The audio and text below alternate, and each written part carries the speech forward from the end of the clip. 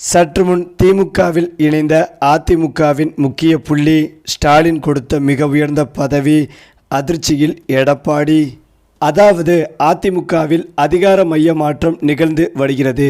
எம்ஜிஆர் மற்றும் ஜெயலலிதா காலகட்டங்களில் அதிமுகவின் அசைக்க முடியாத கோட்டையாக தென் தமிழகமும் அதன் முதுகெலும்பாக முக்குளத்தூர் சமூகமும் இருந்து வந்தன. கட்சியின் அடிமட்ட தொண்டர்கள் முதல் உயர்மட்ட தலைவர்கள் வரை அந்த சமூகத்தினரே ஆதிக்கம் செலுத்தினார்கள். குறிப்பாக ஜெயலலிதாவின் நிழலாக இருந்த சசிகலா மற்றும் ஓ பன்னீர்செல்வம் போன்ற தலைவர்களின் வருகைக்கு பிறகு அதிமுக என்பது முக்குளத்தூர் கட்சி என்ற பிம்பமே வலுவாக இருந்தது.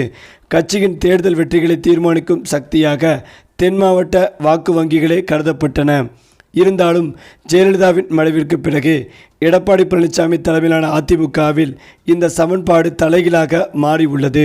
ஓபிஎஸ் மற்றும் சசிகலா தரப்பினர் கட்சியிலிருந்து ஓரம் கட்டப்பட்ட பிறகு தென் தமிழகத்தின் பிடி தளர்ந்து கொங்கு மற்றும் வட தமிழகத்தின் கை ஓங்கி உள்ளது. எடப்பாடி பழனிசாமி தன்னுடைய செல்வாக்கை நிலைநிறுத்த கொங்கு வேளாளர் கவுண்டர் மற்றும் வன்னியர் சமூகங்களின் ஆதரவை ஒருங்கிணைந்த சக்தியாக மாற்றியுள்ளார். இதன் விளைவாக கட்சியின் கொள்கை முடிவுகள் மற்றும் வேட்பாளர் தேர்வில் முன்னெப்போதும் இல்லாத வகையில் வன்னியர் சமூகத்திற்கு அதிக முக்கியத்துவம் அளிக்கப்பட்டும் வருகிறது. நடப்பு 2026 தேர்தல் வேட்பாளர் பட்டியலை உற்று நோக்கினால் வன்னியர் சமூகத்தை சேர்ந்தவர்களுக்கு சுமார் 32 இடங்கள் முன்னுரிமை அளிக்கப்பட்டிருப்பது தெளிவாக தெரிய வருகிறது. முக்குளத்தூர் சமூகத்தினருக்கான பிரதிநிதித்துவம் கணிசமாக குறைந்துள்ள நிலையில் வன்னியர் வாக்கு வங்கியை தக்க வைக்க பாமக போன்ற கட்சிகளுடன் கூட்டணி மற்றும் உள்ஒதுக்கீடு போன்ற நகர்வுகளை அதிமுக முன்னெடுத்துள்ளது. ஒரு காலத்தில் தென் மாவட்டங்களின் முழக்கமாக இருந்த இரட்டை இலை இன்று வட தமிழகத்தின் வன்னியர் மற்றும் கொங்கு மண்டலத்தின் கவுண்டர் சமூகங்களின் அரசியல் அடையாளமாகவே உருவெடுத்துள்ளது. திராவிட அரசியலின் ஒரு மிகப்பெரிய வரலாற்று மாற்றமாகும். மேலும் 2026ஆம் ஆண்டு நடைபெறவுள்ள தமிழ்நாடு சட்டமன்ற தேர்தலுக்கான களம் சூடுபிடித்துள்ள நிலையில் பிரதான எதிர்க்கட்சியான அதிமுக 167 தொகுதிகளுக்கான தன்னுடைய வேட்பாளர் பட்டியலை வெளியிட்டுள்ளது. அதேபோல அதிமுக பொதுச் செயலாளர் எடப்பாடி பழனிசாமி தலைமையிலான இந்த வேட்பாளர் பட்டியல் மண்டல வாரியான செல்வாக்கு மற்றும் சாதி ரீதியிலான வாக்கு வங்கிகளை கணக்கில் கொண்டே வடிவமைக்கப்பட்டுள்ளது. குறிப்பாக கொங்கு மண்டலத்தில் கவுண்டர் சமூகத்தினருக்கும் வட தமிழ்நாட்டில் வன்னியர்களுக்கும் தென் தமிழ்நாட்டில் முக்குளத்தூர் மற்றும் நாடார் சமூகத்தினருக்கும் முக்கியத்துவம் அளிக்கப்பட்டிருப்பது தெளிவாக தெரிய வருகிறது.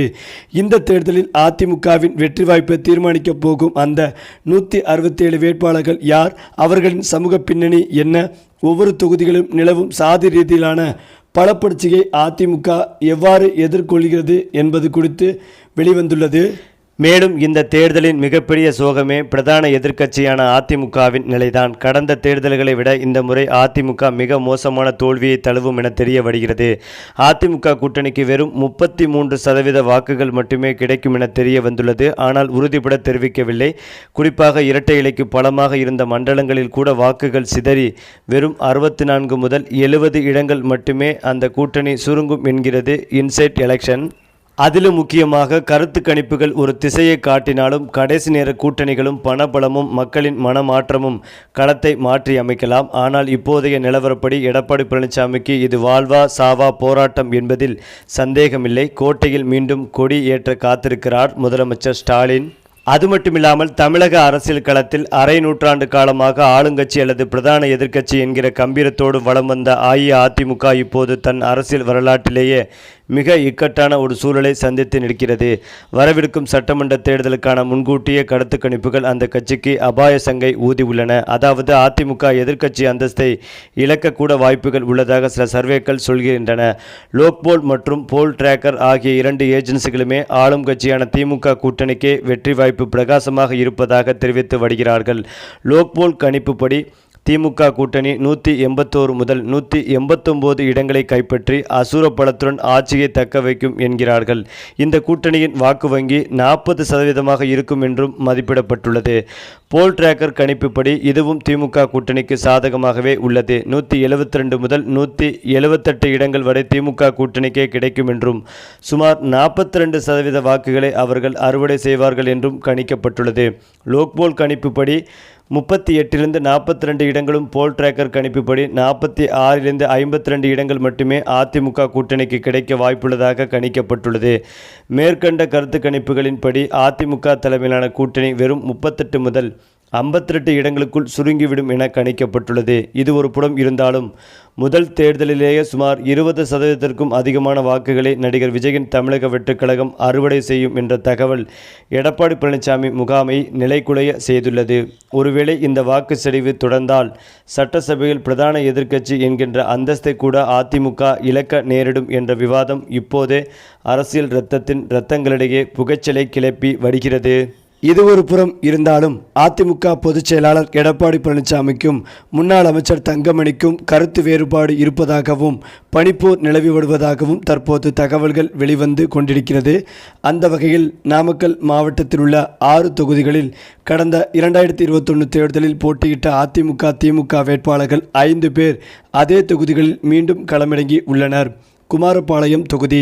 இந்த தொகுதியின் அதிமுக வேட்பாளர் அந்த கட்சியின் மாவட்ட செயலாளரும் முன்னாள் அமைச்சருமான பி. தங்கமணி 2006 தேர்தலில் திருச்செங்கோடு தொகுதியில் போட்டியிட்ட இவர் 116 வாக்குகள் வித்தியாசத்தில் வெற்றி பெற்றார்.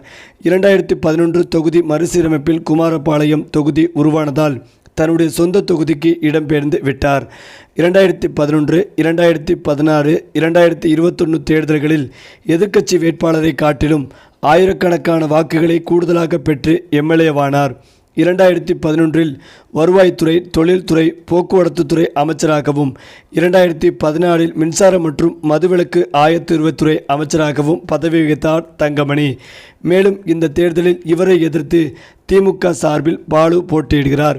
இவர் செந்தில் பாலாஜியின் ஆதரவாளர் என கூறப்பட்டும் வருகிறது. அதிமுகவை வீழ்த்த வேண்டும் என்ற முனைப்புடன் இந்த தொகுதியில் திமுக தீவிரம் காட்டியும் வருகிறது. கடந்த தேர்தலில் ராசிபுரம் தனி தொகுதியில் முதல் முறையாக போட்டியிட்ட திமுகவின் மதிவேந்தன் தன்னை எதிர்த்து போட்டியிட்ட அதிமுக வேட்பாளர் முன்னாள் அமைச்சரான வே. சரோஜாவை 1952 வாக்குகள் வித்தியாசத்தில் தோற்கடித்தார். 5 ஆண்டுகால ஆட்சியில் சுற்றுலாத்துறை, வனத்துறை, ஆதிதிராவிடர் நலத்துறை அமைச்சர் பதவிகளையும் வகித்துள்ளார். இதே தொகுதியில் மீண்டும் போட்டியிட வேண்டும் என அவர் ஆர்வம் காட்டி வந்த நிலையில் கட்சி தலைமை திருப்பூர் மாவட்டம் அவிநாசி தொகுதியில் போட்டியிட அறிவுறுத்தியதாக கூறப்பட்டது. ஆனால் வேட்பாளர் பட்டியல் வெளியான போது ராசிபுரம் தொகுதி திமுக வேட்பாளராக மதிவேந்தன் மீண்டும் அறிவிக்கப்பட்டார். அதிமுக கூட்டணியில் பாஜக வேட்பாளராக எஸ்.டி. பிரேம்குமார் நிறுத்தப்பட்டார். இதனால் இந்த தேர்தலில் எளிதாக வெற்றி பெற்று விடலாம் என்ற நம்பிக்கையில் உள்ளார் மதிவேந்தன். இந்த நிலையில்தான் தற்போது வேட்பாளரும் அறிவிக்கப்பட்டு விட்டது. தேர்தல் தேதியும் நெருங்கிவிட்டது. ஆனால் எடப்பாடி அவர்கள் ஒருமுறை கூட தங்கமணியை நேரில் அழைத்து வேட்பாளர்கள் தேர்வில் ஆலோசனை நடத்தவும் இல்லை.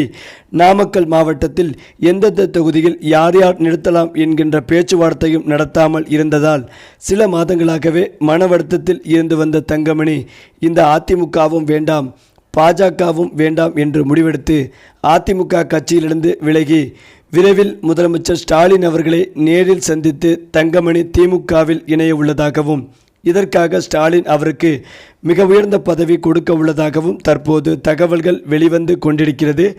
இந்த தகவல் அதிமுக தலைமையான எடப்பாடி அவர்களை அதிர்ச்சி அடைய வைத்து வருகிறது. சரி, இப்போ நீங்கள் சொல்லுங்கள், திமுகவில் இணைந்த தங்கமணி பற்றி உங்களுடைய கருத்துக்களையும் உங்கள் கமெண்ட்டில் சொல்லுங்கள். மேலும் இந்த வீடியோ உங்களுக்கு பிடித்திருந்தால் லைக் பண்ணுங்கள், ஷேர் பண்ணுங்கள், மறக்காமல் நம்முடைய சேனலை சப்ஸ்கிரைப் பண்ணிக்கங்க.